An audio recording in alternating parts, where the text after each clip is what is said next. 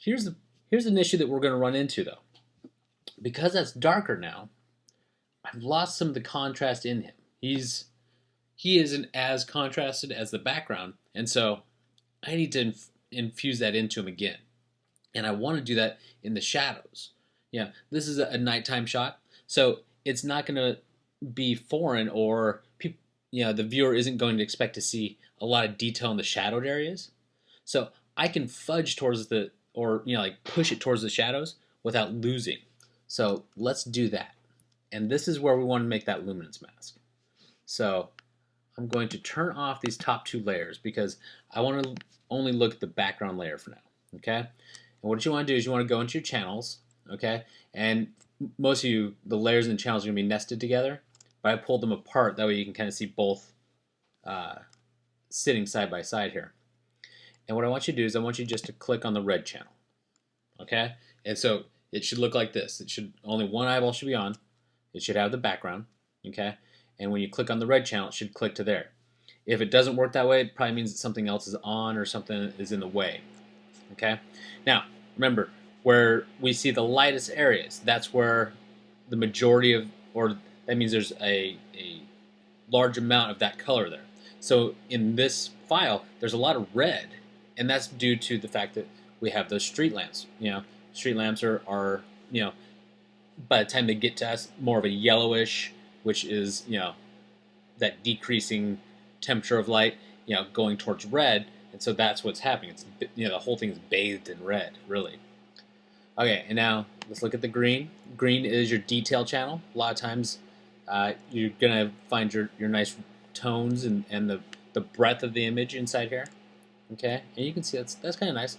And then the blue, you can notice that if you looked into this, it's real ruddy. It's this is where all the noise is. This is where all the bad stuff is.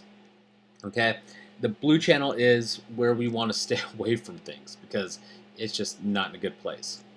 So let us go back to the red channel because this has a lot of the area that I want to actually preserve. And so what I'm going to do is I'm going to add a little bit of a slant to this and show you guys how to adjust a mask on the fly. So in order to turn this into a selection, what I'm going to do is I'm either going to click on this little circle down here, which if I hover over it for a second, it says load channel as a selection. Okay, and I'll turn on the selection, or Command D to deselect that. I can always command click on the thumbnail of a channel or a layer to load its luminance information inside of it. So once that's there, to create a mask, what I can do is I can go up to the select menu, go down to save selection, all right, and I'm going to name this red channel mask. That way I know exactly what it is. The operation is it's going to create a new channel. Okay, all the rest is good. You hit OK. And notice down here in the channels palette, it creates this, which this is going to be identical to the red channel. Here's the blue, here's the red channel mask, so it's the same thing. All right, now I'm going to deselect that. The reason why I created that new mask and didn't just work from this one is I need to alter this a little bit and I need to bring a little more contrast back into it. If I did that to the red channel the way it is, I'd be in a lot of trouble, okay? Because what I want to do is I want to invert this first. So let's go up to Image, Adjustments, and Invert, and let's do it from there. Okay, now as you can see, I have a lot of good contrast already coming in, all right? Because what I want to do is I want to make the darkest areas darker, and so I want the mask to be white over those black areas. So there it is. And what I want to do is I'm just going to go for a levels adjustment. I'm going to do this from the image menu though, okay? Because I'm working with a mask and the adjustment layers aren't going to work inside that mask. So I need to do it kind of on a pixel level with this. But since it's a mask, it's not going to damage my image. I can always get rid of it and start over again. So I'm just going to do it from levels.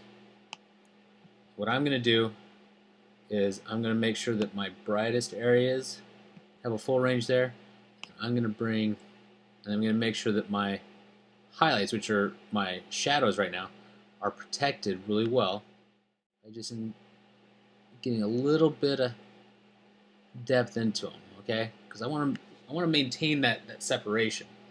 Okay, but I don't want to lose, like the little hairs inside the beard and whatnot. So, make sure that you're still maintaining a good separation in the tones when you do this. I might make this just a little bit darker here. Yeah, because I just want to kick it. I just want to kick the contrast into it. All right, I'm gonna hit OK, and so now I've adjusted that mask.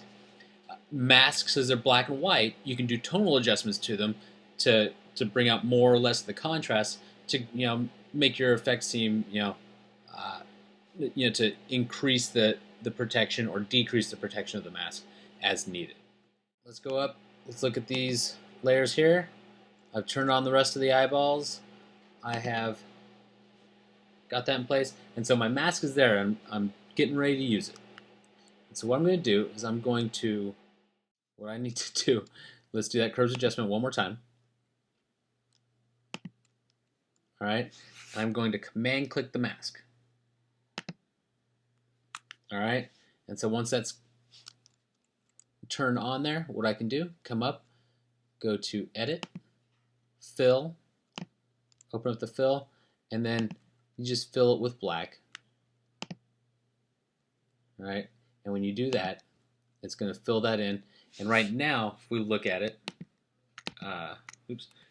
option click to look at it, it's going to fill it this way, so I need to actually invert it because I didn't think about inverting it earlier. So I'm going to turn this off. We're going to deselect. That's Command D. I'm going to go up to the image menu again, adjustments, invert. All right, and that puts it in the right place. And take this all the way to the top of the stack. You'll know it's ready to go on top when you get that dark line at the top. Okay, it's up there. All I want to do is I want to just set this to a blending mode of multiply. That takes all that down, and then what I want to do is just pull this back because I just wanted to bring a little bit of contrast back into it. Okay, so let's go like 20%. All right, and then what I'm going to do is I'm just going to paint into the mask with black up here at the top because I want to protect this back area so it doesn't get too dark. Because too dark is going to be an issue. You're probably going, well, why, Bill? Well, you still need a balance. You need to balance this stuff out. You need to make sure that you're not destroying details that could otherwise help to add to your stories. Okay, so I can make this a lot more detailed if I wanted to, but there's no reason for it. And so now if I click it back and forth, it just gives it that little bit of richness, that little bit of depth in there that I needed. And maybe the last thing that we do here, this is something we haven't covered before, but to make sure that that shadow doesn't get too dark, what I can do, double click on the layer. Okay? If you double click on that blank part of the layer, what happens is it brings up this blending options. Okay? And so you have blending options and you have blending styles. Okay? And so there's two different things there. What we're concerned about is these two sliders right here. It's called the blend if sliders. So right now we're set it to gray. What I want to do is on the this layer slider, I want to pull this forward. Just watch those darkest areas. I want to keep them dark, but I want the next darkest areas to lighten up just a little bit. Okay. Once it's there, I'm going to click the option, press the option key. I'm going to click on that again, and what it does, it splits that apart. Now I can create a transition between them that makes it look natural. And so it's subtle, but it's going to make a big difference. I'm just going to add this a little bit more. Pull this over just a tiny bit. That way, there it is. Okay, it's not affecting a lot of these tones up here because these are a little closer together, but it is allowing us to see into the jacket a little bit, which is what I wanted. So that's good.